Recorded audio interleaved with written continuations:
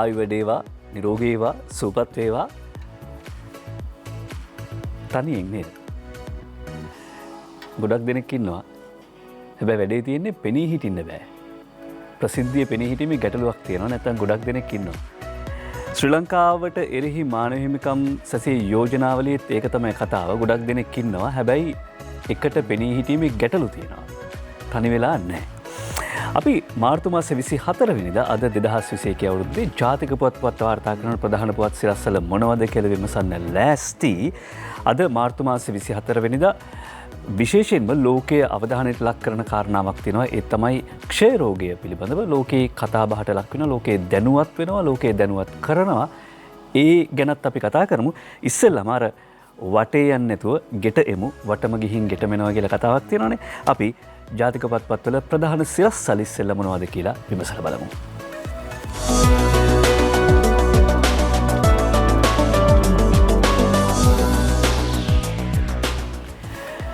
1815 සුද්දා කන්ද උඩරට ගිවිසුමත් සංකරන වෙලාවේ නැත්නම් කන්ද උඩරට රාජධානිය ආක්‍රමණය කරන වෙලාවෙදිත් කිව්වේ මේ ම්ලේච්ඡ ජනවර්ගයේ ශිෂ්ට සම්පන්න කරන්න තමයි අපි උඩරට ආක්‍රමණය කරන්න කියලා. අද නැවත වතාවක් ජිනීවාවලදී මානව හිමිකම් කොමිසමට යෝජනාවක් ගෙනෙද්දිත් බ්‍රිතාන්‍යය කියන්නේ ඒ කතාවම තමයි අපි ලංකාවේ ආණ්ඩුව එක්ක ලංකාවේ ජනතාව එක්ක කිසි තරහක් නැහැ. ඒගොල්ලන්ට හොඳ කරන්න තමයි මේ යෝජනාව ගෙන්නේ කියලා.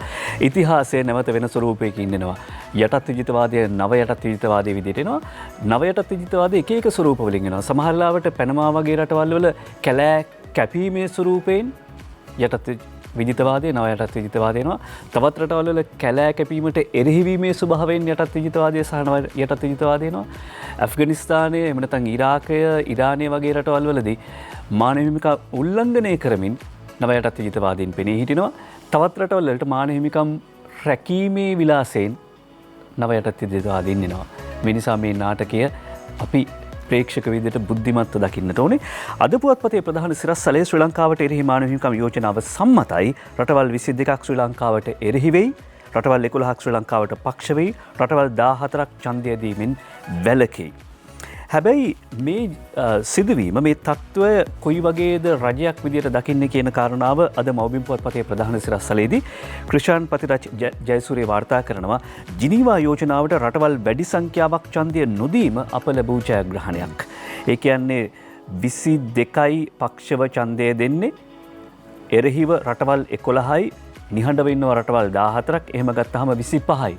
22යි 25යි යෝජනාවට පක්ෂ නොවන පිරිස් 25ක් ඉන්නවා. මේක ජිනීවා යෝජනාවට රටවල් වැඩි සංඛ්‍යාවක් සහාය නොදීමින් ශ්‍රී ලංකාව ලැබූ ජයග්‍රහණයක් කියලා අමාත්‍ය දිනේෂ් ගුණවර්ධන මහත්මයා ඊයේ සඳහන් කර සිටියා. මව්බිම මේත් එක්කම වාර්තා කරන කාරණාවක් තියෙනවා. ශ්‍රී ලංකාවට දැන් මේ යෝජනාව සම්මත වීමත් එක්ක ඇතිවිය හැකි තත්ත්වය මොකක්ද කියලා.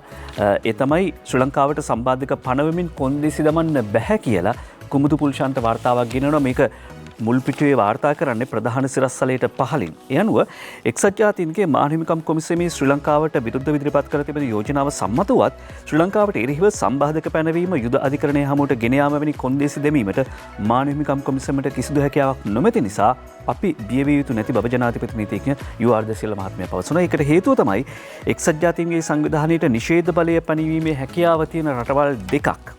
අපි මිත්‍ර රටවල් දෙකක් මෙතනදී යෝජනාවට විරුද්ධව ඡන්දය ප්‍රකාශ කරලා තිබෙනවා. ඒ තමයි චීනය සහ රුසියාව. ඒ අනුව යම් රටකට සම්බාධක පනවනවා නම් මහා මණ්ඩලයට යන්න ඕනේ, ආරක්ෂක මණ්ඩලයේ කතාබහට ලක් වෙන්න ඕනේ. ඒ අනුව එතනදී නිෂේධ බලය භාවිත කිරීමේ හැකියාව තියෙනවා චීනයට සහ රුසියාවට. නිසා මේ තත්ත්වයේ ලොකු බලපෑමක් වෙන්නේ නැහැ කියලායි ඔහු සඳහන් කරන්නේ. ඊළඟට යනවා දිවයින පුවත්පතේ ප්‍රධාන සිරස්වලේ මේ කාරණාවම තමයි ජිනීවා යෝජනාවේදී රටවල් 11ක් ශ්‍රී ලංකාව සමග 22ක් විරුද්ධයි, 14ක් නිහඬයි. යෝජනාව සම්මතුවත් බහුතරය නැහැ. අමාත්‍ය දිනේෂ් ගුණවර්ධන මහත්මිය කරන ප්‍රකාශය චතුර පමුණුව වාර්තා කරද්දී කීර්ති වර්ණකුල සූරිය තමයි ප්‍රධාන වාර්තාව දෙවෙනි පුවත්පතට ගෙන එන්නේ. අරුණ පුවත්පතේ ප්‍රධාන සිරස්වලයත් ඒ කාරණාවම තමයි. නයනතරංග ගමගේ අද අරුණ පුවත්පතට ප්‍රධාන සිරස්වලේ වාර්තා කරන්නේ. ශ්‍රී ලංකාවට එරෙහි ජිනීවා යෝජනාව වැඩි ඡන්ද 11කින් සම්මතයි, පක්ෂ 22යි, විපක්ෂ 11යි. චීනය රුසියාව යෝජනාවට විරුද්ධ වෙයි. ඉන්දියාව ජපානය තුළ රටවල් 14ක් නිහඬ වෙයි. නිහඬ වෙන්න තියෙන කාරණා මොනවද කියලා දැන් දේශපාලනයේදී සාකච්ඡා වෙනවා. ඒ ගැන පුවත් තියෙනවා. නිහඬ විය යුතු නැති කාරණාවක් ඊළඟට වාර්තා කරනවා. ඒ තමයි අන නොතකා වේගයෙන් ගිහින් වෑන් මරුවා SI බිලිගනී කියලා වාර්තා කර සිටින්නේ අද ලංකාදීප පුවත්පතේ ප්‍රධාන සිරස්තලය. මියගිය උපපොලිස් පරීක්ෂක රංජිත් ප්‍රියංක මහතාගේ චාරූපයක් සහිතව මේ වාර්තාව ගෙනෙන්නේ නිමන්ති රණසිංහ, ඉන්දිකා රාමනායක සහ මත්තිගොඩ ශාන්ත ප්‍රදීප් කුමාර. ඊයේ අලුයම 4:30ට පමණ රාජගිරිය පාර්ලිමේන්තු මාර්ගයේ ගුවන් පාලම අසලදී සිදුවෙච්ච මාරකරය අනුතර පිළිබඳව තමයි මේ වාර්තා කර සිටින්නේ. මේ මාරකරය අනුතර සිදු කරපු රියදුරා පෑලියගොඩ එළවලු වෙළඳපොලේ එළවලු කඩයක් කරන වෙළෙන්දෙක් කියලා සඳහන් කරනවා. වෑන් මරුවා SI බිලිගනී ලොරි සහායකයාත් මරුට අන නොතකා වේගෙන් ධාවනය කරලා කියලයි ලංකාදීපේ වාර්තා කරන්නේ. එතකොට එකක් දෙකක් නෙවෙයි කියලා පේනවා දිවයින පුවත්පතේ ප්‍රධාන සිරස්තලයේ දුටුවාම දිනමින පුවත්පතේ ප්‍රධාන සිරස්තලයේ දුටුවාම රක්ෂණ ශ්‍රියන්ත සහ භක්ති ධර්මප්‍රිය මෙන්ඩිස් තමයි දිනමිනට මේ වාර්තාව ගෙනෙන්නේ. පැය 24ක් ඇතුළත රියානුතුරු වලින් 9ක් මරුට 510ක් මැරලා තිනවා අවුරුද්දේ මේ මාසය කිහිපෙ තුරට පමණක්. කියන්නේ දින 81ක් විතර ගත වෙද්දී 501ක් මිය ගිහිල්ලා තිනවා. ගත වූ පැය 24 තුළ දිවෙනේ විවිධ ප්‍රදේශවල සිදු වූ මාරක රියානුතුරු වලින් පුද්ගලයන් 9 දෙනෙකු මිය ගොස් තිබෙනවා. යානුතුරු වලින් පුද්ගලයන් 6 දෙනෙකු පෙරේදා මිය ගොස් ඇති අතර අනිත් පුද්ගලයන් 3 දෙනා මීට පෙර සිදු වූ රියානුතුරු වලදී බරපතල තුවාල ලබා රෝහල්ගත කරව සිටීදී මිය ගිහිල්ලා තිබෙනවා කියලා වාර්තා කරන්නේ පොලිස් මාධ්‍ය ප්‍රකාශක අජිත් රෝහණ මහත්මයාගේ ප්‍රකාශයක් උපුටා දක්වමින් අද දිනමින පුවත්පත. මාර්ග අනතුරුවලට හේතුවන රියදුරන්ගේ ක්‍රියාකාරීත්වය වගේම මාර්ග සංවර්ධන අධිකාරිය සහ පාරවල් අයිති ප්‍රාදේශීය සහ පළාත් සභා මධ්‍යම රජයේ සිසු ආයතනවල වගකීම් කඩවීම පිළිබඳව අපි තවදුරටත් කතා කරන්න ඕනේ. වෙන එකක් නෙවෙයි මේ ස්වාධීන රූපවාහිනියට එන වික්‍රමසිංහපුර බත්තරමුල්ල හන්දියේ සිට ස්වාධීන රූපවාහිනියට එන අතුරු මාවතේ වංගුවක් ළඟ තියෙනවා පාර කැඩිච්ච තැනක්. දැන් මාස 2ක් විතර තිස්සේ ඒ පාර කැඩිච්ච තැනින් තමන්ගේ වාහනය ආරක්ෂා කරගන්න ඕන නිසා රියදුරු කරන්නේ පාරේ අනිත් පැත්තට අරගෙන තමයි මේ පාර කැඩිච්ච තැන බේරලා යන්නේ. හැබැයි එතකොට අනිත් පැත්තේ වංගුවෙන් එන වාහන වලට පේන්නේ නැහැ විරුද්ධ පැත්තේ එන වාහන. මේකත් එක්ක මීට දවස් කීපයකට කලින් ත්‍රිරෝද රථයක් අනතුරට ලක් වුණා. එතනත් මාරකරය අනතුරක්. මෙහෙම බැලුවම ඔබ යන්නේන මාවතේ කී තැනක් ඇතිද? මේ වගේ තැන් පිළිබඳව අපිට පැමිණිලි කරන්න හදිසි ඇමතුම් අංකයක්වත් යෝජනා කර සිටිනවා. එහෙම මාර්ග සංවර්ධන අධිකාරියට අපි යෝජනා කර සිටිනවා. අලුත් අධ්‍යක්ෂ ජෙනරාල්තුමෙක් ආව සර්දා වීරකෝන් කියලා අපි යෝජනා කරනවා ක්ෂණික ඇමතුම් අංකයක් අපිට දෙන්න. අපි මාර්ගයේ භාවිත කරන උදවිදි විදිහට අපි කතා කරලා කියන්න මෙන්න මේ තැන පාර කැඩලා තියෙනවා කියලා. ඊට පස්සේ අපි සූදානම් දිනමනි පුවත්පතේ ඊළඟ ප්‍රධාන සිරස්තලයේ වාර්තා කරන්න. සුභාෂිනී සේනානායකයි මේ වාර්තාව ගෙනෙන්නේ. වාහන අංක තහඩුවෙන් පළාත් සංකේතය හැලෙයි. මොටර රථ අංක තහඩුවල දැන් පළාත් අංක තහඩුව තියෙනවානේ. දැන් මේ ඡායාරූපේ පෙන්නනවා NWTI කියලා අංකයක් තියෙනවා. දැන් ඉදිරියේදී මේ NW ඒ කියන්නේ පළාත් අංකය ඉවත් කිරීමට පළාත් සංකේත ඉවත් කිරීමට නීතිමය කටයුතු සැලසුම් කර තිබෙන බව රාජ්‍ය අමාත්‍යාංශ ලේකම් ලලිත් දල්විස් මහත්මයා උපුටා දක්වමින් දිනමින පුවත්පතට වාර්තා කරනවා. මොකද දැන් දකුණු පළාතේ කෙනෙක්ගේ වාහනයක් බස්නාහිර පළාතේ කෙනෙක් මිලදී ගත්තොත් එතකොට මේ පළාත වෙනස් කරන්න ඕන අලුත් ක්‍රියාපදිංචිය. ඒකට රුපියල් 2000ක විතර මුදලක් වියදම් වෙනවලු. මේ මුදල ඉතිරි කරගන්නටත් පුළුවන් කියලා. මොකද ඒ මුදල ගෙවන්න වෙන්නේ වාහනයේ හිමිකරුවා. ඒ නිසා ඒ මුදල ඉතිරි කරගන්නත් පුළුවන් වෙයි කියලායි වාර්තා කර සිටිනේ දිනමින පුවත්පත. අපි සූදානම් ප්‍රධාන පුවත් සිරස්තල විමසා බැලීමෙන් අනතුරුව සෙසු පුවත්වලට අවධානය යොමු කරන්න. සෙසු පුවත්වලට අවධානය යොමු කරද්දී අද මතක් කරන්න කැමති මාර්තු මාසයේ 24 වෙනිදා ගැන කියද්දී 1824 අවුරුද්දේ මාර්තු මාසයේ 24 වෙනිදා 1882 අවුරුද්දේ මාර්තු මාසයේ 24 වෙනිදා රොබර්ට් කුක් කියලා ජීව විද්‍යාඥයෙක් හොයාගත්ත වෛරසයක් මයික්‍රොබැක්ටීරියම් ටියුබකියුලෝසිස්. මේ වෛරසය තමයි නැත්නම් මේ ශුද්ධ ක්‍රියාකාරීත්වය තමයි බලපාන්නේ ක්ෂය රෝගය ඇති කිරීම සඳහා. එතකොට අර රොබර්ට් කුක් කියන විද්‍යාඥයාගේ සොයා ගැනීමට ගෞරවයක් විදිහට මාර්තු මාසයේ 24 වෙනිදා ජගත් ක්ෂය රෝග දිනය හැටියට නම් කරනවා. අද ඒ අනුව මේ පිළිබඳව දැනුවත් කිරීම සඳහා වැඩසටහන් ගණනාවක් ලෝකේ පුරා ක්‍රියාත්මක වෙනවා. සාමාන්‍යයෙන් ක්ෂය රෝගය කියලා කියන්නේ සිරුරේ ඕනම තැනක හැදෙන්න පුළුවන් රෝගයක් කියලා කියන්නේ. හැබැයි 80%ක් වෙනහළු ආශ්‍රිතව හැදෙන රෝගයක් කියලා තමයි වෛද්‍යවරු සඳහන් කරන්නේ. අපි සූදානම් මේ මව්බිම් පුවත්පතේ ඇතුල් පිටුවකට යන්න. ඇතුල් පිටුවක සමන ශේෂාදි වාර්තා කරනවා ගත වූ 3 මාසට කොළඹින් ක්ෂය රෝගීන් 370ක් ගත වූ 3 මාසට කොළඹින් ක්ෂය රෝගීන් 370ක් කියලා වාර්තා කරනවා. මේ උපුටා දක්වන්නේ කොළඹ දිස්ත්‍රික් ක්ෂය රෝග මර්ධන ඒකකයේ වෛද්‍ය නිලධාරී වෛද්‍ය නයනාද සිල්වා මහත්මියගේ වාර්තාවක්. එමෙන්නත එතුමිය කරන ප්‍රකාශයක් තමයි උපුටා දක්වන්නේ මව්බිම පුවත්පත. අපි පුවත් ගොනු ටිකක් පහලින් සොයාගත නිසා සමහරට මේ ස්කෑන් කරලා මේක හදාගන්න ටික කාලයක් ගත වෙන්න පුළුවන්. කොහොම වුණත් වෛද්‍ය නයනාද සිල්වා මහත්මියගේ ප්‍රකාශය මෙන්න මෙහෙමයි මව්බිම පුවත්පත වාර්තා කරන්නේ. දැන් රෝගීන් 370ක් මේ අවුරුද්දේ පළවෙනි මාස 3ට වාර්තා වෙනවා. අපේ ඉලක්කය තමයි 2035 අවුරුද්දේ ලෝකෙන් ක්ෂය රෝගය තුරන් කිරීම සඳහා ලෝක සෞඛ්‍ය සංවිධානය ගෙනෙන වැඩපිළිවෙලට සහාය දැක්වීම. 2035 වෙනකොට ලෝකෙන් ක්ෂය රෝගය තුරන් කිරීමේ වැඩපිළිවෙලක් ලෝක සෞඛ්‍ය සංවිධානය දියත් කරනවා. ඒකට උදව් කිරීම තමයි අපේ අරමුණ. මෙතනදී විශේෂ මේ වෛද්‍යවරිය කියන විශේෂ කාරණාවක් ඒ තමයි යම් කෙනෙකු ක්ෂය රෝගියෙකු බවට පත්වනුයේ Tamanගේ වරදින් නොවන නිසා සැක සහිත රෝග ලක්ෂණ පිළිබඳ අවධානය යොමුකට පරීක්ෂා කර ගැනීම හෝ රෝගය හඳුනාගත් පසු ප්‍රතිකාර ගැනීමට බිය යුතු නැහැ. මේ ක්ෂය රෝගය හැදුණා කියලා කියන්නේ ඒක ලැජ්ජාවට කාරණයක්, තාකාටවත් කියන්න බැරි කාරණයක් නෙවෙයි කියන කාරණාව තමයි වෛද්‍යවරිය අවධාරණය කරන්නේ. අපි ඊයේ පෙරේද දවසකට මතක් කළා World Days for Awareness කියලා කිව්වනේ ලෝක දින නම් කරන්නේ දැනුවත් කිරීම සඳහා. එතකොට ලෝක ක්ෂය රෝග දිනය නම් කරලා තියෙන දැනුවත් කරන්න ක්ෂය රෝගය කියලා කියන ලෝකෙන් තුරන් විය යුතු රෝගයක් 2035 දී ඒක තුරන් කරන්න තමයි ලෝක සෞඛ්‍ය සංවිධානය කටයුතු කරන්නේ. ඒකට අපිට වගකීමක් තියෙනවා රෝග ලක්ෂණ පහළ වෙච්ච අවස්ථාවක් නම් එහෙම නැත්නම් එහෙම කෙනෙක් ගැන දන්නවා නම් ලැජ්ජ වෙන්නේ නැතුව ප්‍රතිකාර සඳහා යොමු වෙන්න සුව කරගන්නට පුළුවන්. අපි සූදානම් මව්බිම් පුවත්පතේ ඇතුල් පිටුවකින් අපේ සෙසුපුවත් සිරස්වල වාර්තා කිරීම ආරම්භ කරන්න. මව්බිම් පුවත්පතේ පිටරට ආරංචි වාර්තා කරන 11 වෙනි පිටුවට යනවා. එහි වාර්තා කරනවා ප්‍රංශය සහ පෝලන්තයේ දිගු කලකට හුදකලා කෙරෙහි කොවිඩ් වසංගතයේ 3 වන රැල්ලක් ඇතිවීමේ අවදානමක් මතුවීම හේතුවෙන් ප්‍රංශයේ පැරිස් අගනුවර ඇතුළු නගර 16ක් සති 4ක කාලයකට හුදකලා කිරීමට එරට බලධාරීන් පියවරගෙන තිබෙනවා. මේ නගරවල කෝටි 2කට අධික ජනගහනයක් වාසය කරනවා. ඒ වගේම ජර්මනියත් මේ වගේ තීරණයකට එළඹීමට නියමිත බව සඳහන් කරනවා. පෝලන්තයත් අත්‍යවශ්‍ය නොවන වෙළඳසැල්, හෝටල්, ක්‍රීඩා සහ සංස්කෘතික මධ්‍යස්ථාන සති 3කට වසා දමා තිබෙනවා. ඒ වගේම ජර්මනියේ තීරණය අවසාන වශයෙන් දැනුම් දෙනවා කියලා ඇන්ජලා මාකෙල් චාන්සලර්වරිය සඳහන් කරනවා. ජර්මනිය, ප්‍රංශය, ඉතාලිය සහ ස්පාඤ්ඤය නැවතත් එන්නත් කරන වැඩපිළිවෙල ආරම්භ කරලා තිබෙනවා. මොකද ඔවුන් ටික කාලයකට බ්‍රිතාන්‍ය ඇස්ට්‍රාසෙනිකා එන්නත් කිරීමේ වැඩපිළිවෙල නතර කළා. හැබැයි දැන් නැවත වතාවක් ඒ රටවල් ඇස්ට්‍රාසෙනිකා එන්නත ජනතාවට ලබා දීම ආරම්භ කරලා තිබෙනවා. ඒ වගේම බ්‍රසීලයේ තත්ත්වය ඉතාමත්ම දරුණුයි. බ්‍රසීලයේ රෝහල් වල අර අපි කියන්නේ මේ කැපැසිටි ත්‍රෙෂෝල්ඩ් එක එහෙම නැත්නම් අර ධාරිතාව රෝහල් ධාරිතාව ඉක්මවා ගිහිල්ලා තියෙනවා. ඒ නිසා දැඩි සත්කාර ඒකකවල සැපයුම් ධාරිතාව ඉහළ යාම නිසා කෘත්‍රිම ශ්වසන යන්ත්‍ර ආධාරයෙන් ප්‍රතිකාර ලබමින් සිටින අසාධ්‍ය රෝගීන්ගෙන් වෙන්ටිලේටර්ස්, ඒ කියන්නේ කෘත්‍රිම ශ්වසන යන්ත්‍ර ඉවත් කිරීමට පවා තීරණය කළා තිබෙනවා බ්‍රසීලය. හේතුව දැනට වාර්තා වෙන රෝගීන් ප්‍රමාණය දරා ගන්න බෑ. එහෙම තියෙද්දි අපි බලමු ලෝක තත්ත්වය කොහොමද කියලා. ලෝක සෞඛ්‍ය සංවිධානයේ වාර්තා උපුටා දක්වමින් අද උදේ විද්‍යාවත් කාලීන වෙනවා. ලෝක සෞඛ්‍ය සංවිධානයේ වාර්තා කරන විදිහට මේ වෙනකොට 12 කෝටි 47 ලක්ෂ 75907ක් ලෝපුරා කොවිඩ් ආසාදිතයන් වාර්තා වෙනවා.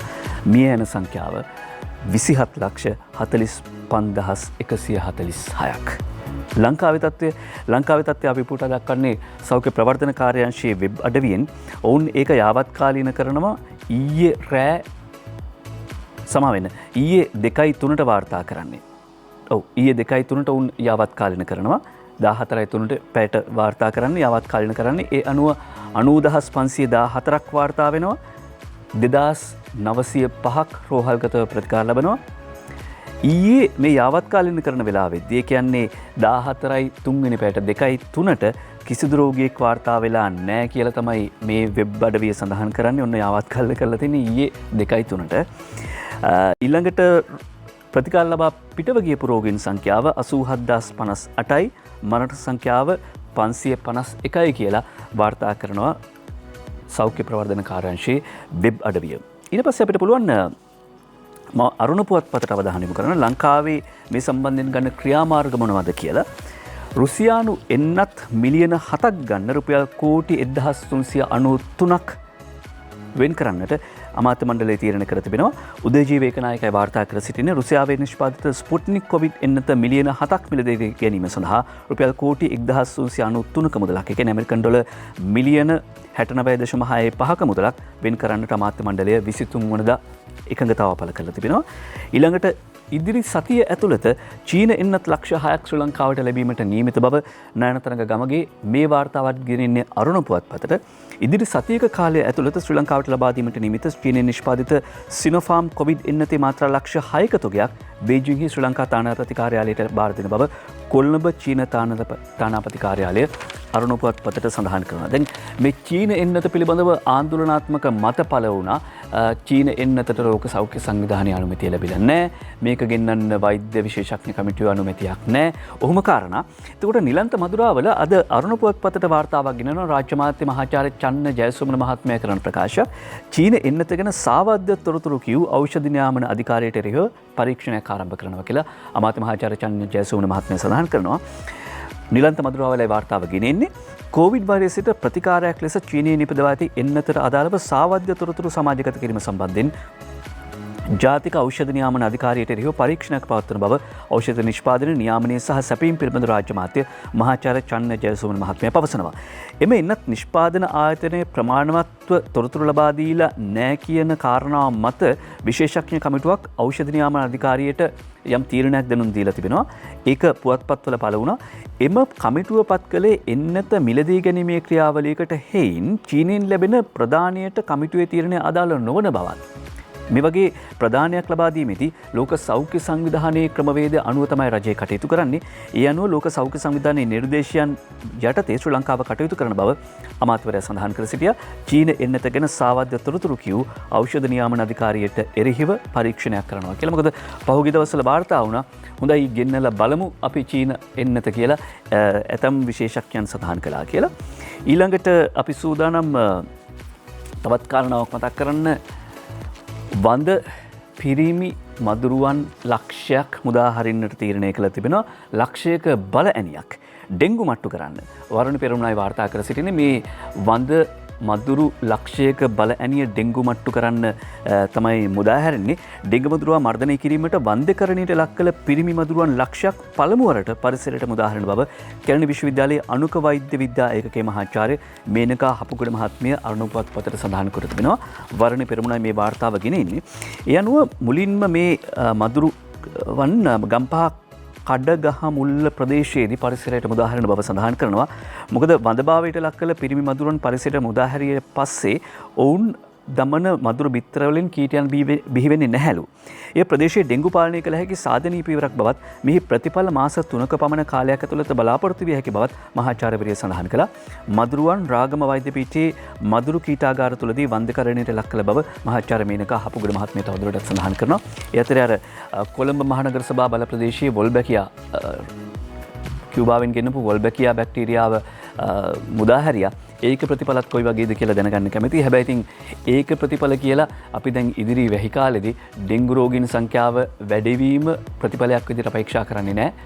රජයට වගකීමක් තියෙනවා සෞඛ්‍ය බලධාරීන්ට මේ කොවිඩ් මර්ධනය අතරෙම වගකීමක් පැවරෙනවා වගේම අපිටත් ගෙදර සුද්ධ පවිත්‍ර කරගන්න විශාල වගකීමක් පැවරෙනවා. මොකද දැන් වැස්ස පටන් අරගෙන තියෙන්නේ. ඒ නිසා පහුගිය දවස්වල කුණු එකතු වෙලා ඇති පීලි සුද්ධ කරගන්න වෙනවා. පිරිමි වඳ මදුරුවන් ලක්ෂයක් මුදාහරිනවා පරිසරයට. ඊට පස්සේ අපි සූදානම් අද පුවත්පතට අවධානය යොමු කරන සෞඛ්‍ය කාරණා ගැන අවධානය යොමු කරපු නිසා වෛද්‍යවරු හිඟයක් පවතිනවා කියලා සෞඛ්‍ය වෛද්‍ය නිලධාරීන්ගේ සංගමය කියනවා. රජයේ රෝහල්වල වෛද්‍යවරුන්ගේ හිඟයක් තියෙනවලු. රෝහල් පවත්වාගෙන යාමේදී මිනිසා ගැටලු රැසක් ඇති වෙලා තියෙනවා කියලා ඉන්දික හේවාවිතාරණගේ වාර්තා උපුටා දක්වමින් අද අරුණ පුවත්පත අද පුවත්පත සඳහන් කරනවා. රෝහල් වල පවතින වෛද්‍යවරුන්ගේ හිඟ හේතුවෙන් රෝහල් පවත්වාගෙන යාමේදී විශාල ගැටලු ප්‍රමාණයක් ඇති වී තිබෙන බව රාජ්‍යයේ වෛද්‍ය නිලධාරීන්ගේ සංගමය සඳහන් කරනවා. උන් යෝජනාවකුත් ගේනවා. ඒ යෝජනාව තමයි අවුරුදු 61 සිට 63 දක්වා වෛද්‍යවරුන්ගේ විශ්‍රාම දැමීමේ වයස ඉහළ නංවන්න කියලා. එහෙම යෝජනාවක් ගේනවා. වෛද්‍යවරුන්ගේ හිඟය නිසා රෝහල් පවත්වාගෙන යාමේ ගැටලු තියෙනවලු. ඒ නිසා වෛද්‍යවරුන්ගේ විශ්‍රාම යෑමේ වයස අවුරුදු දෙකකින් විතර ඉහළ නංවන්න කියලා තමයි යෝජනා කර සිටින්නේ. ඊට පස්සේ අපි සූදානම් මව්බිම පුවත්පතට අවධානය යොමු කරන්න. ඒ තමයි අපි කිව්වර ඇයි ජිනීවා මානව හිමිකම් කොමිසමේදී ඇතැම් රටවල් නිහඬ වෙන්නේ ප්‍රසිද්ධිය පෙනී නොහිටින්නේ කියලා කාරණා ගණනාවක් තියෙන්න පුළුවන්. අද කුමුදු ජයවර්ධන මව්බිම පුවත්පතට වාර්තා කරනවා ජිනීවා ඡන්දයේදී ශ්‍රී ලංකාවට සහාය නොදීම ඉන්දියාව කිසියම් පණිවිඩයක් නිකුත් කිරීමක් කියලා. ඒ පණිවිඩය තමයි පළාත් සභා ඡන්දය තියන්න ඉන්දියාව බල කරයි. පළාත් සභා ඡන්දය ඉක්මනින්ම තියන්න කියලා කරන බලකිරීමක් විදිහට තමයි ජිනීවා ඡන්දයේදී ශ්‍රී ලංකාවට සහාය නොදී නිහඬ පිළිවෙතක් අනුගමනය කළේ කියලා මව්බිම පුවත්පතට කුමුදු ජයවර්ධනගේ වාර්තාව සඳහන් කර සිටිනවා. ඊළඟට මව්බිම පුවත්පතේ තවත් ප්‍රධාන කාරණාවක් තියෙනවා මේ අපි විරාමයේ ලැබමුද මොකද මේ පුවත ගැන අපි ටිකක් පසු කතාවකට එළඹෙන්නට කල්පනා කරනවා. එක කියලා ඉන්නම් ඊයේ ඔබ ජාතික මාධ්‍යවලදී දැක්ක මේ පුවත පිළිබඳව වස පොල් තෙල් රට හැමතැනම කියලා අවුරුද්දට හිමුණොත් කැවුම් බදින්නේ කොහොමද? අපි මේ පිළිබඳව පුවත පිළිබඳව පසු විපරමක් කරන්නත් අපේක්ෂා කරනවා. තෙලෙන් බැද්දත් කොබෙයියා, කිරෙන් බැද්දත් කොබෙයියා කියලා කියන. ඒකට මොන තෙලෙන්ද බැදෙන්නේ කියන ප්‍රශ්න තියෙනවා. තඹුල්ලේ කේ ආර්යදාසගේ වාර්තාව තමයි මව්බිම පුවත්පත අද ප්‍රධාන අනුසිරස්සලේ හැටියට වාර්තා කරන්නේ. වසවිස පොල් තෙල් රට හැමතැනම කන්ටේනර් 13කින් බෙදා හැරලා කියලායි මව්බිම පුවත්පත වාර්තා කර සිටින්නේ. ඇතුල් පිටුවේ තවදුරටත් ඔවුන් විස්තර පළ කරනවා. ඒ අනුව මව්බිම පුවත්පත සඳහන් කරන කාරණාව වස පොල්තෙල් පිළිබඳව පිරිපහදු නොකළ පොල්තෙල් සහ පොල්තෙල් වෙනුවට ගෙන්වන ලද ආදේශක තෙල් වරාය තිබෙන බවත් කන්ටේනර් 13ක බහලු එවැනි තෙල් පරීක්ෂා කර බැලීමේදී මිනිස් පරිභෝජනයට නුසුදුසු අධිපිළිකාකාරක ඒවයි තිබෙන බවත් සමස්ත පාරම්පරික පොල්තෙල් නිෂ්පාදකවරුන්ගේ සංගමේ ප්‍රධාන කැඳවුම්කරු බුද්ධික ද සිල්වා මහත්මයා සඳහන් කරනවා මාධ්‍ය සාකච්ඡාවකදී. එතකොට දැන් මාධ්‍ය සාකච්ඡාවකදී පෙන්වීම කරන කාරණාවක් නිසා මේ කතාව ඇත්තද නැත්තද කියලා දැනගන්න එකත් වටිනවා.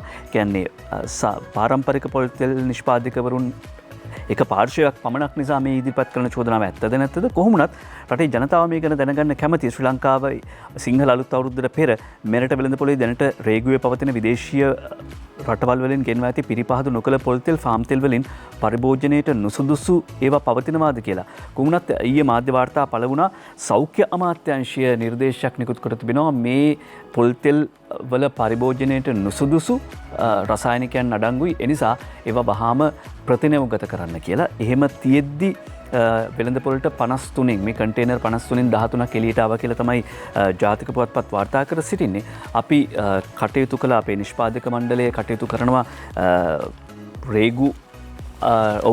රේගුවේ බලධාරීන් සම්බන්ධ කරගන්න. නමුත් දුරකථනයේ විසන්ධි කර තිබෙන බව තමයි දැන් මේ කනට කතා කරලා කිව්වේ. වස පොල් තෙල් රට හැමතැනම කියන පුවත අපි කියනවා අනවශ්‍ය බියක් ඇති කරගන්න අවශ්‍යත් නැහැ.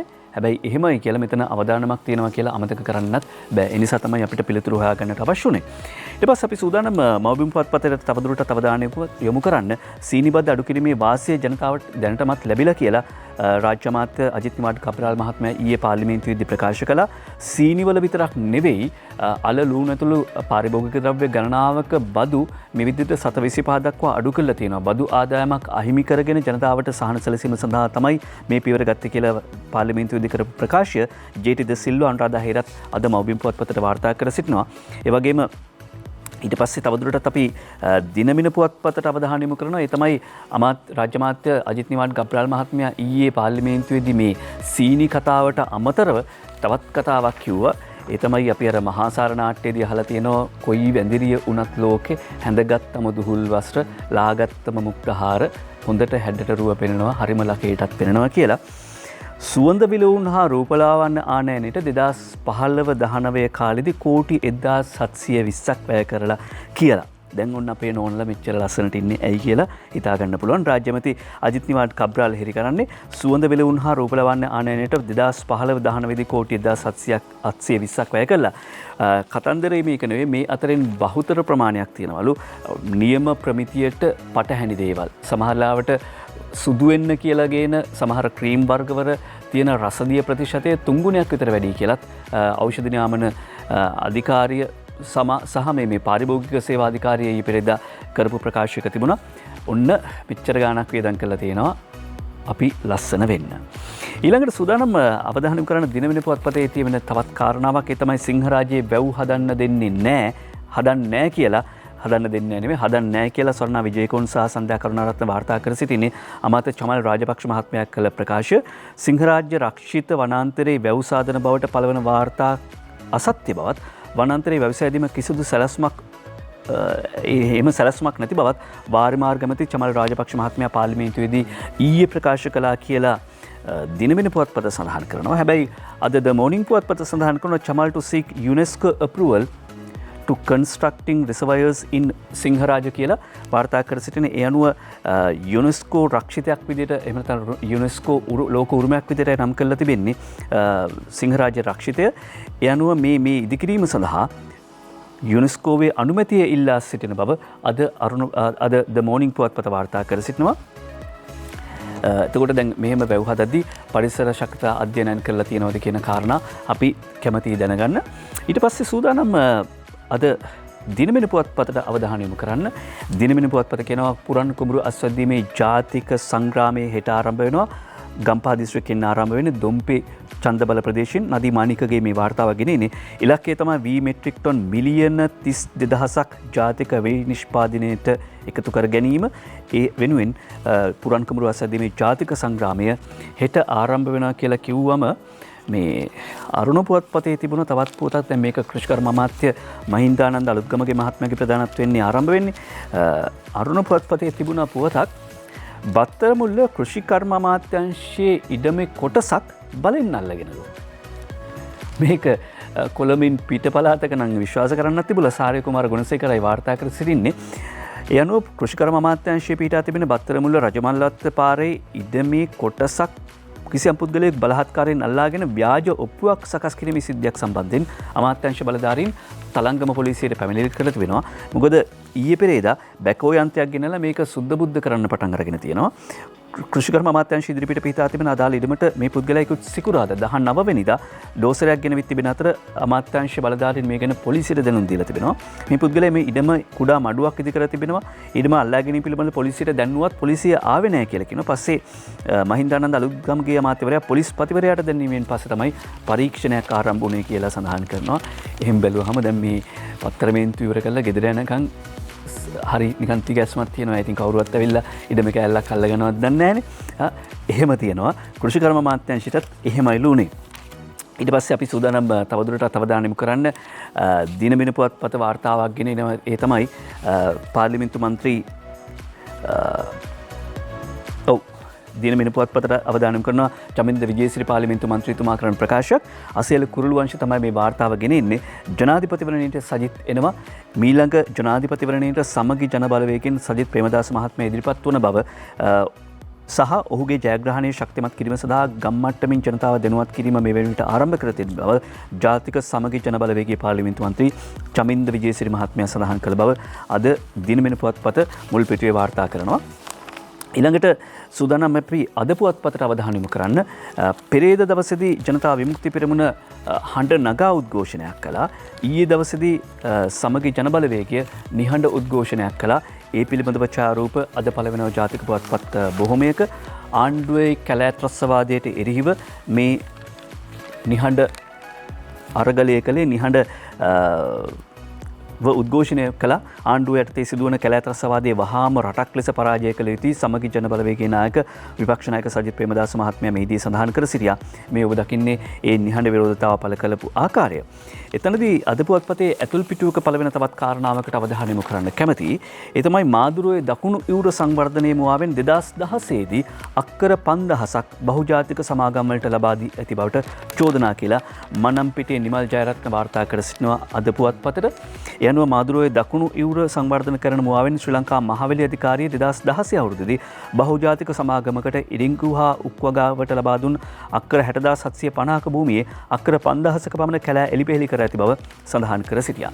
දැන් වගාව සඳහා යම් ඉඩමක් ලබා දුන්නාන් පස්සේ ඒ වගාව කටයුතු වෙනින් ඉඩම එලිපෙහෙලි කිරීමට අවශ්‍යයි. හැබැයි මේ ඉඩම් ඊට පස්සේ ආණ්ඩුව ඊට පස්සේ වනය පරිසර සංරක්ෂණය මේ වගේ කාරණා එකට පටලවා ගත යුතු නැහැ.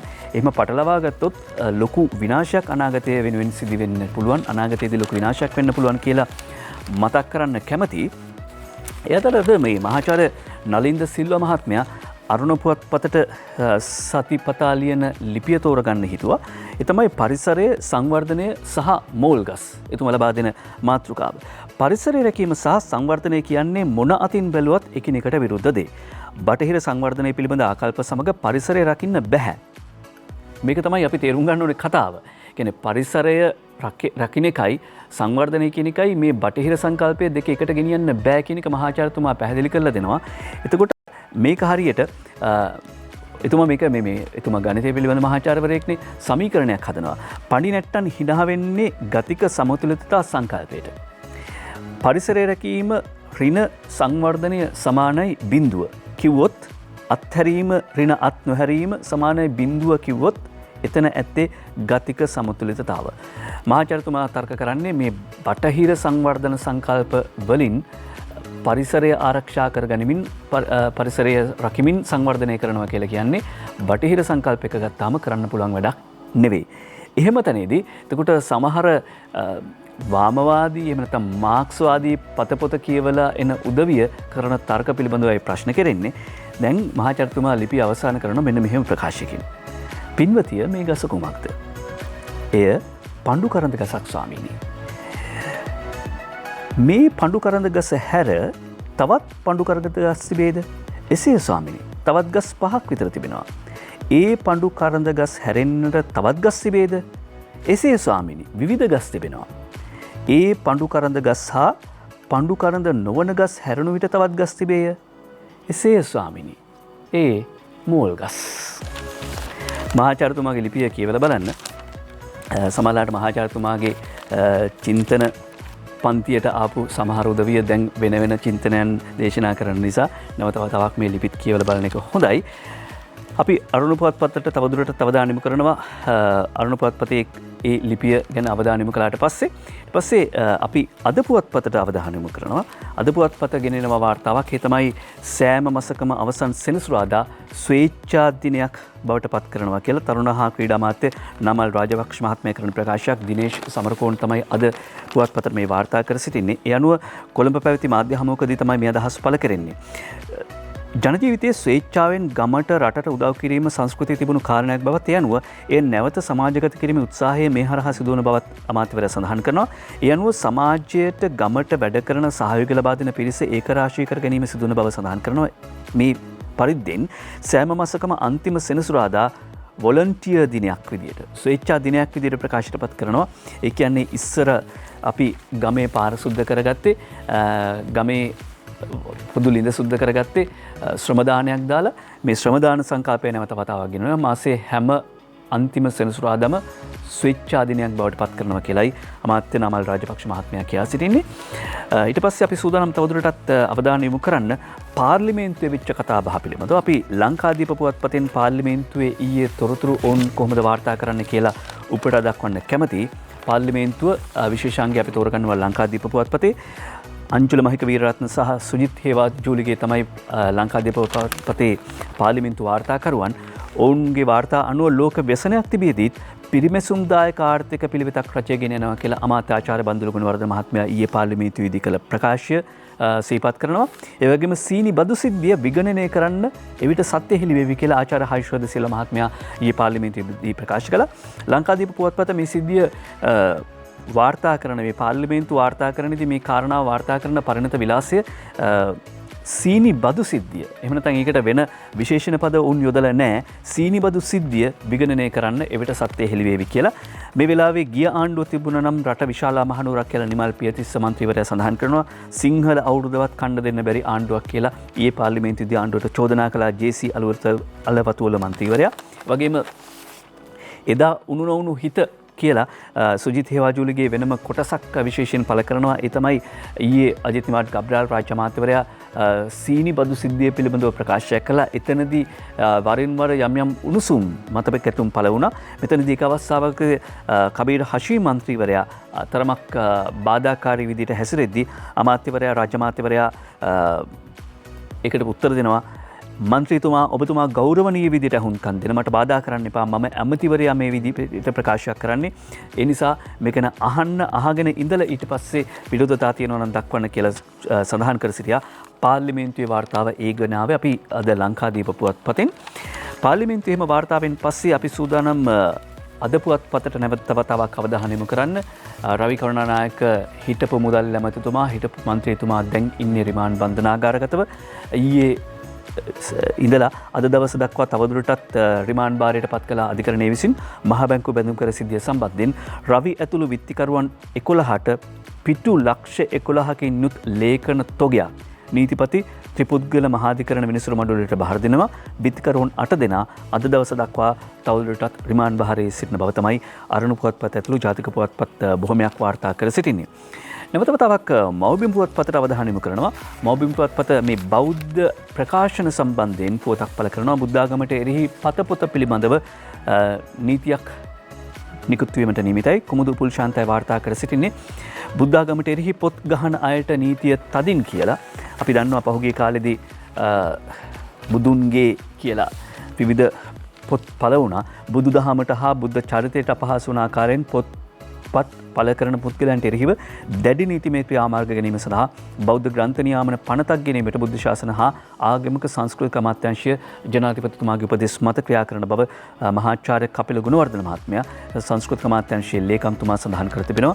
අපහාසාත්මක අසත්‍ය සහ හානිදායක බෞද්ධ පොත් රැසක් ඇතැම් පුද්ගලයන් පළ කර තිබීම හේතුවෙන් තමයි මේ නීතිමය පියවර ගැනීමට සිදුව තිබෙන්නේ කියලායි අද වාර්තා කර සිටින්නේ මව්බිම පුවත්පත.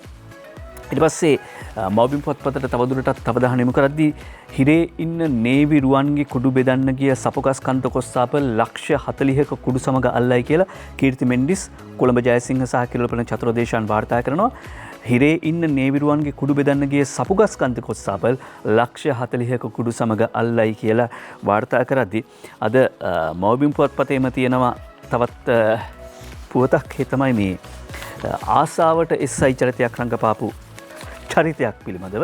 මේවා ආසාවට කරන විහිළුවට කරන වැඩද ආසාවට පොලිස් පරීක්ෂක චරිතය රඟපෑ පන්නිපිටියේ බොරු SI පොලිසියට මාට්ටු හොර ඩෙන්ටි කාඩ් එකකුත් හදාගෙනලු ඩෙන්ටි කාඩ් එක එහෙම නැත්නම් අනන්‍යතා සහිත සහතිකය පොලිසිය බවට හදාගෙන ඒ මාර්ග බාධක වලින් උත්රිංගල ගිහිල්ලා කියලා වාර්තා කර සිටිනවා. ඊට පස්සේ මේ විදියට ආසාවට චරිත රඟපාන්න ගියාම මොකද වෙන්නේ කියලා අද ජාතික පුවත්පත් දිහා බැලුවම පේන්න තියෙනවා.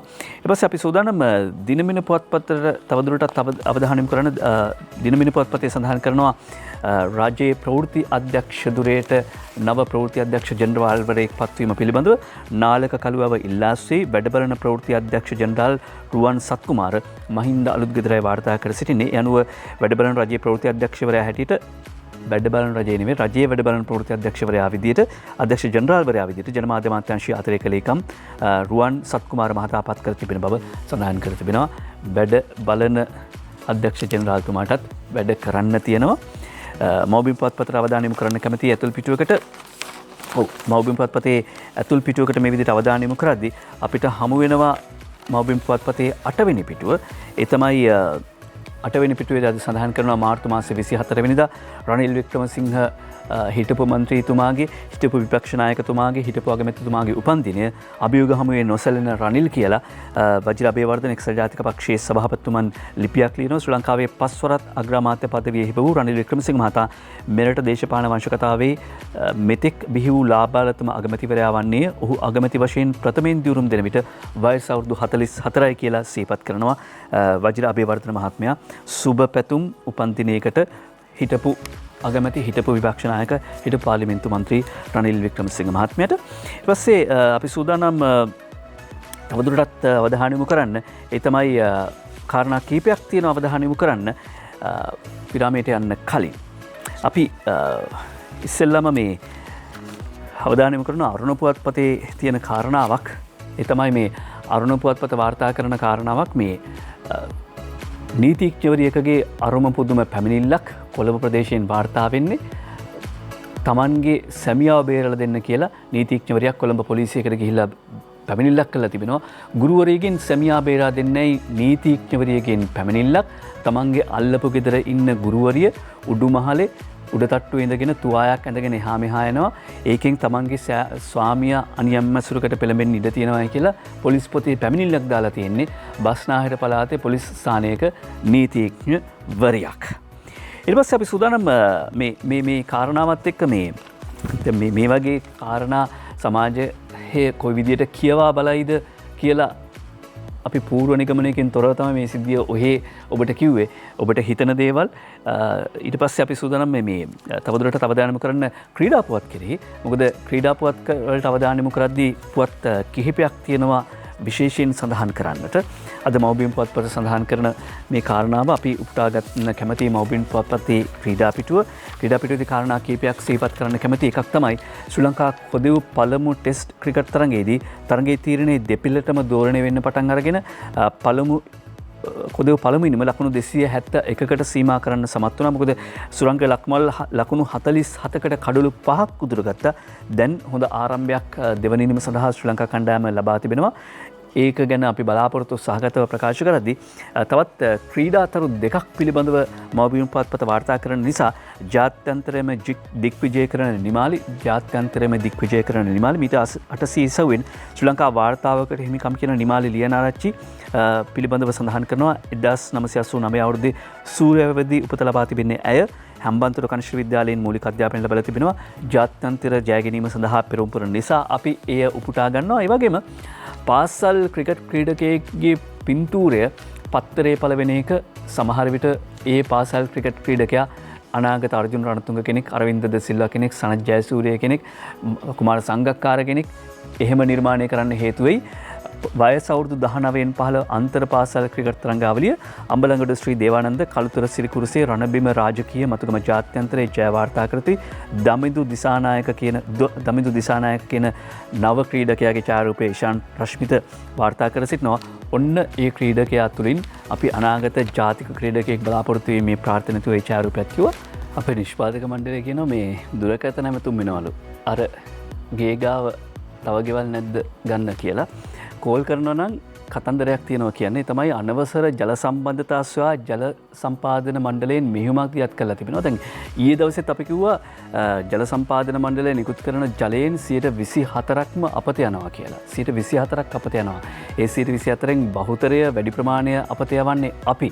ඒ කියන්නේ අපි දන්නවා ටැප් එක ඇරලා මූණ හොදද්දි කොච්චරක් අපි වතුර අපත යවනවද කියලා. දත් මදින්නකොට බුරුසුව හොදනවා. ඊට පස්සේ දත් බෙහෙත් බුරුසුවට තන්පත් කරන වෙලා වෙනකන් ටැප් එකේ වතුර ගලාගෙන යනවා. ඔහොම අපි නාස්ති කරන ප්‍රමාණය අපමණයි. සාමාන්‍යයෙන් ජලය ලීටර් 1000ක් නිෂ්පාදනය කර බෙදා හැරීම සඳහා රුපියල් 40කට වැඩි මුදලක් වියදම් කරනවා කියලා කියනවා ජල සම්පාදන මණ්ඩලය. ඒ අතරේ සමහරව ඉන්නවා හොරෙන් වතුර ගන්න අය. මේ ගැන දන්නවන අනවසර සහ අයථා ජල සම්බන්ධතා මගින් ජලය ලබා ගන්න අය පිළිබඳ නිවැරදි තොරතුරු දෙනවා නම් තෑගිත් දෙනවා කියලා තමයි ජල සම්පාදන මණ්ඩලය කියන්නේ. අපි සූදානම් සමාජ කාරණා කීපයකට සහ සමාජ සංස්කෘතික කාරණා කීපයකට අවධානය යොමු කරන්න. මව්බිම මාධ්‍යවේදී උදේ කුමාර රණවීරගේ අභිනව වාස්තු රත්න ප්‍රදීපය කෘතිය එළි දකින්නවා කියලා සඳහන් කරනවා. මේ අපි දන්න මාධ්‍යවේදීන් නෙවෙයි. හැබැයි මේ අපි උදේ පාන්දර පත්තරමේන්තුවට ඇවිල්ලා මේ ප්‍රාදේශීය මාධ්‍යවේදීන් දිවි නොතකා අවුව වැස්ස නැතිව වාර්තා කරන පුවත් තමයි කියන්නේ. ඒ නිසා අපිට යුතුයකමක් තියෙනවා මව්බිම මාධ්‍යවේදී උදේ කුමාර රණවීර මහතා විසින් රචිත අභිනව වාස්තු රත්න දීපය නම් ග්‍රන්ථය ජනගත කිරීමේ උත්සවයේ මාතරදී තිබෙනලු. ඒක ඡායාරූපයක් පළ කරනවා මව්බිම් පුවත්පත. අපි ඒ ඡායාරූපය යුතුයකමක් විදියට ගෙන ආවා. ඊට පස්සේ සූදානම් මව්බිම් පුවත්පතේ සඳහස අතිරේකයට යන්න. සඳහස අතිරේකයේදී මහාචාර්ය සාලිය කුලරත්න මහත්මයා ලිපියක් ලියනවා. ඒ තමයි මේ සේනාරත්න වීරසිංහ මහත්මයා අලුතෙන් රචනා කරපු කෘතියක් පිළිබඳව මුහුණු පොතේ සමාජ භාවිතාව ගැන කතිකාවතකට ප්‍රවේශයක් කියලා. මුහුණු පොත සහ විශ්ව සාහිත්‍ය කලා ප්‍රවේශය. අපි මේ Facebook වල එහෙම නැත්නම් මේ සමාජ මාධ්‍යවල විශේෂයෙන්ම මුහුණු පොතේ Facebook එකේ පළවෙන කාරණා පිළිබඳව ඉතා කෙටි ලිපි එහෙම නැත්නම් වැකි දෙක තුනක් සහිත පින්තූර මේවා පිළිබඳව අවධානය යොමු කරන්නේ නැහැ. හැබැයි අපිට පෙනෙනවා මේ Facebook එකේ සටහන් තබන නිර්මාණකරුවන්ගේ තියෙන නිර්මාණ කෞශල්‍ය. ඒ නිසා මේ සේනාරත්න වීරසිංහ මහත්මයාගේ විචාරාත්මක කෘතිය මුහුණු පොත සහ විශ්ව සාහිත්‍ය කලා ප්‍රවේශය කියන කෘති ඉතා වැදගත් ප්‍රවේශයක් වෙයි කියලා සඳහන් කර සිටින්නේ. ඉතා කෙටි ලිපි නැත්නම් වැකි දෙක තුනක් සහිත පින්තූර මේවා Facebook එකේ පළවෙනි. මම මුලින්ම විශ්ව සාහිත්‍ය හා සම්බන්ධ විචාර Facebook පිටුවේ පළ කළා. ඒවා දිගු නමුත් රසිකයෝ ඒවා කියවා දායකත්වයක් සැපයුවා.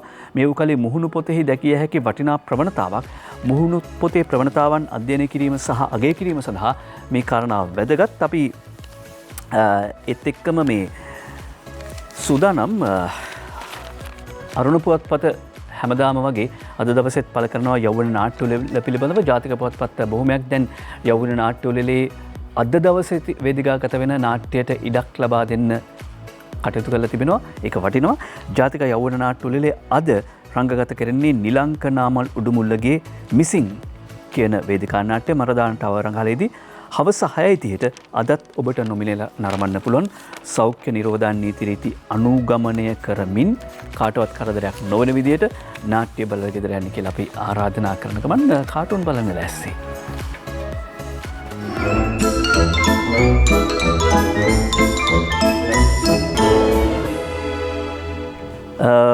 හිමින් ගන්න පුළුවන් වෙලාව තියෙනවලු.